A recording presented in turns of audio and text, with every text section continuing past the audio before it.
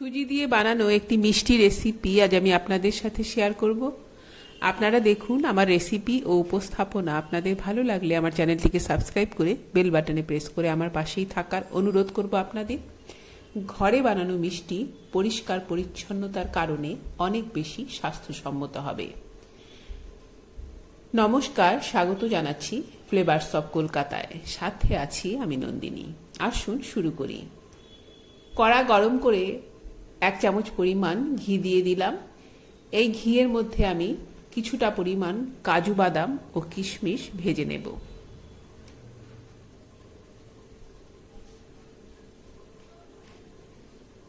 কাজু ও কিশমিশ ভেজে তুলে নিয়ে দিয়ে দিলাম 3টে থেতো করা এলাচ। আর দিচ্ছি 3/4 কাপ পরিমাণ চিনি। যতটা চিনি দিয়েছি ততটা পরিমাণেই জল দিচ্ছি। 2 টুকরো দারচিনি দিয়ে দিলাম। জল ও চিনি ফুটে উঠলে ওপর থেকে এইভাবে চিনির ময়লাগুলো ফেলে দেব। চিনি ভালো করে গলে গেলে 2 থেকে 3 মিনিট ফুটিয়ে ফ্লেমটাকে অফ করে দেব। তাহলেই শিরা তৈরি হয়ে যাবে। একটা কড়াতে দিচ্ছি 1.5 কাপ পরিমাণ লিকুইড দুধ। আর যতটা দুধ নিয়েছি তার অর্ধেক পরিমাণ নেব সুজি। সুজি কিন্তু আমি কাঁচাই ব্যবহার করব, ড্রাই রোস্ট করে ব্যবহার করব না। দুধ ফুটে উঠলে ফ্লেমটাকে একেবারে সিমে করে দেব। আর অল্প অল্প করে সুজি গরম দুধে দিয়ে নেড়ে চেড়ে একটা ডো তৈরি করে নেব।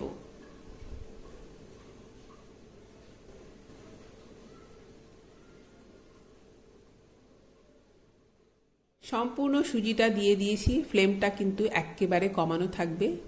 আর 2 চিমটি পরিমাণ লবণ দিয়ে দিলাম। যে কোনো মিষ্টি খাবারের স্বাদটাকে ব্যালেন্স করে খুব সামান্য পরিমাণে লবণ। ডো তৈরি করে 3 থেকে 4 মিনিট ঢাকা দিয়ে রেখে দেব। ডোটা যখন হালকা গরম থাকবে, হাতে সহ্য হওয়ার মতন, তখন এই ডোটাকে আমি খুব ভালো করে মেখে নেব। ডো মাখার সময় এই ডোয়ের মধ্যেও আমি 1 চামচ পরিমাণ ঘি দেব। আর খুব ভালো করে মেখে মেখে একটা স্মুথ ডো তৈরি করে নেব।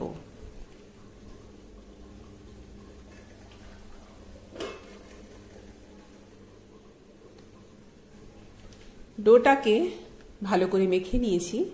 আমি 4টে ভাগে ভাগ করে এটাকে একপাশে রেখে দেব।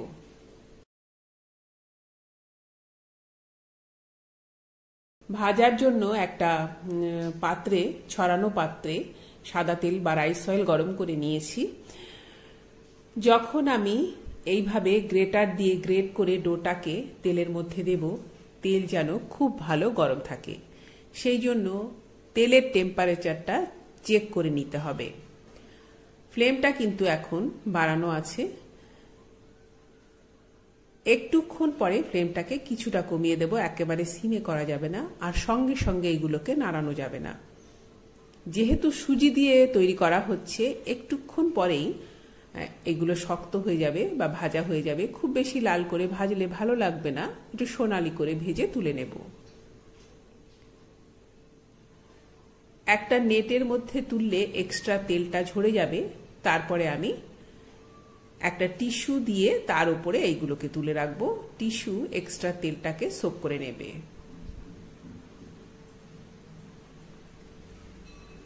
একইভাবে বেশ কয়েকটা ব্যাচে আমি সুজির ডো থেকে এইভাবে ঝুড়ি তৈরি করে নেব। অনেকেই এই মিষ্টিটাকে বলবেন সুজির সীতাভোগ, কিন্তু সীতাভোগ আর এই সুজি দিয়ে বানানো মিষ্টির স্বাদ কিন্তু এক নয়, দুটো পুরোপুরি আলাদা। আমি এটাকে সুজির মিষ্টি বলবো, সুজির সীতাভোগ বলবো না। একইভাবে আমি সবগুলো সুজি দিয়ে এইভাবে ঝুড়ি তৈরি করে নিয়েছি। একটা টিস্যু বিছিয়ে তার উপরে আমি সবগুলো রেখে দিয়েছি। এক্সট্রা তেলটা টিস্যু সোক করে নিয়েছে। এবার একটা বড় বোলের মধ্যে সবগুলো ঝুড়ি আমি নিয়ে নেব। এই মিষ্টিটা কিন্তু খেতে খুবই ভালো হয়। আর বাড়িতে বানানো মিষ্টি খেতে যেটা বলা যায় পরিষ্কার পরিচ্ছন্নতার কারণে অনেক বেশি স্বাস্থ্যসম্মত হয়।